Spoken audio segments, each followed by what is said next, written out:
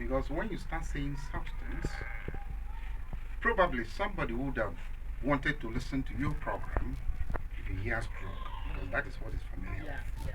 yeah. Yes, but if you say substance, well, methane is a substance, uh, fuel is a substance, even blue is a substance. Substance, yes.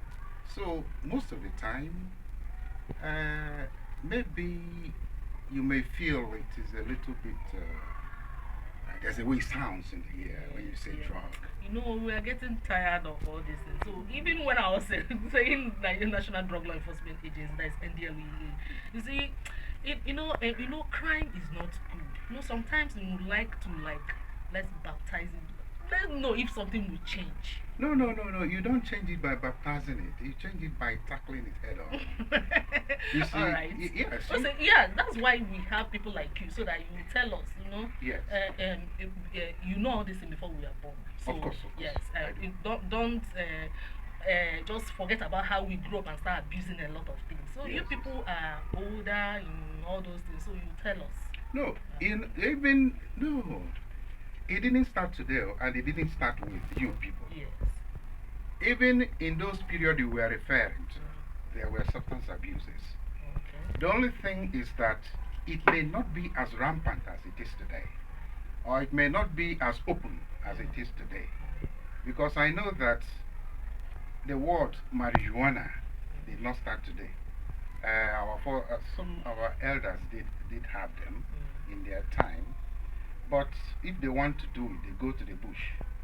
After they finish, they wash their mouth and clean up and come out as a normal person. And probably they will just buy one Rockmans, if you know what Rockmans is. And sweet menthol. Sweet menthol is another name for cigarette. And Okay, or secret. yes, or St. Okay. Moritz. Hmm. They will just buy it and clean their mouth. It looks as if to say it's ordinary cigarette they took. Okay. But by and by, they have gone to take the bigger boy Yes. inside the bush. So what I'm trying to say is that substance abuse did not start today, and it did not start with the contemporary youth of today. It has been there, but the level of abuse is what has changed.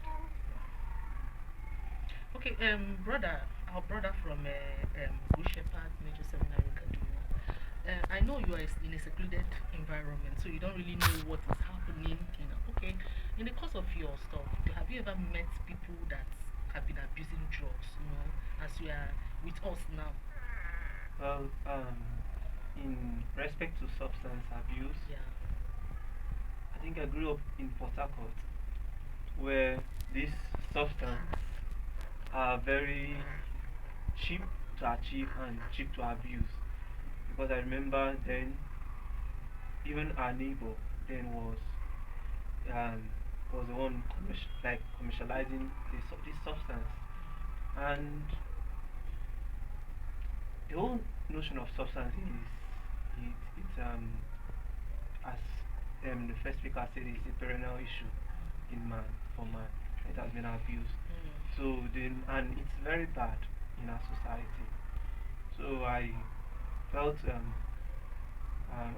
good talking about this, especially in regards to the youth who are now mostly victims of substance abuse in Nigeria. Okay, you say youth, but it starts as a teenager.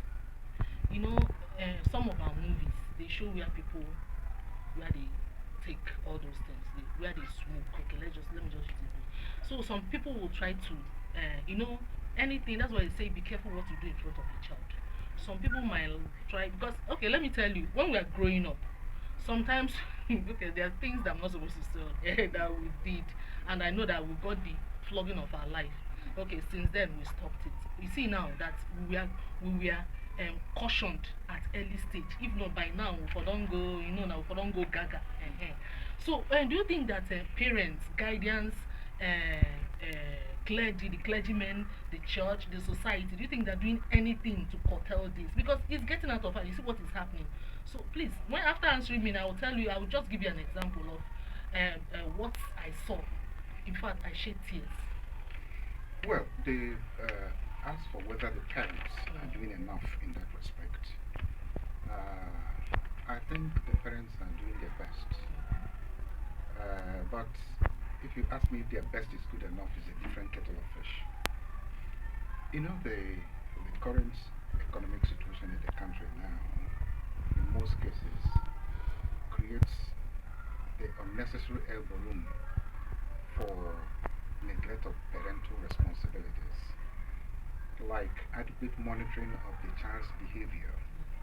Because the father goes out in the morning, the mother goes out in the morning too, everybody's trying to ensure that ends meet. By the time they come back, probably they may not have the opportunity to stay with the child as long as they should, or at the opportune time that they should. So, whatever transpired within that period of the father or the mother's absence is all blowing in the wind. And again, if the child lives from home, goes to the school, and that is where you meet significant peer pressure.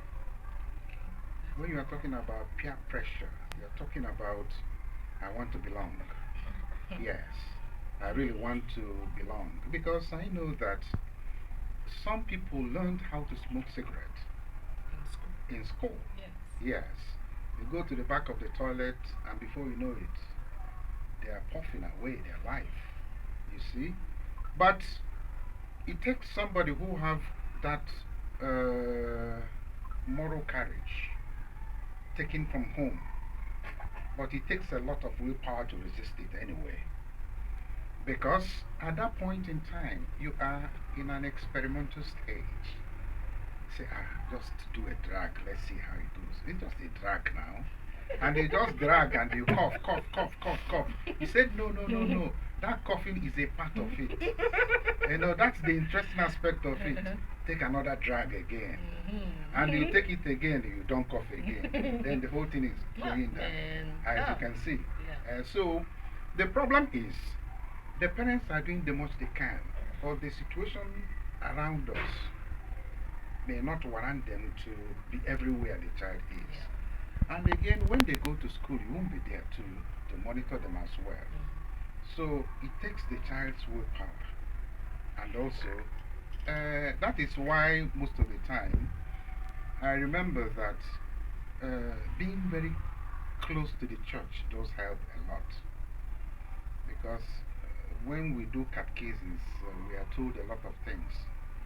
And that tends to remind us that these things are not good.